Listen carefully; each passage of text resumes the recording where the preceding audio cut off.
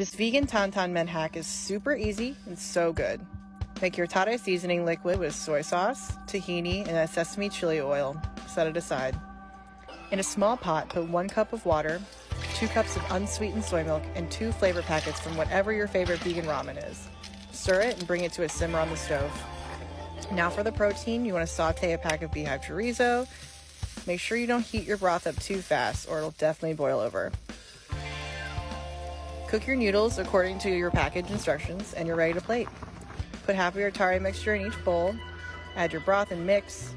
You want to add your noodles and you can make them photo ready by picking them up and laying them back down. We added bok choy, soft tofu, you want to add some BE Hive chorizo, scallions, and some chili oil for spice. This will legit impress anyone. Happy slurping!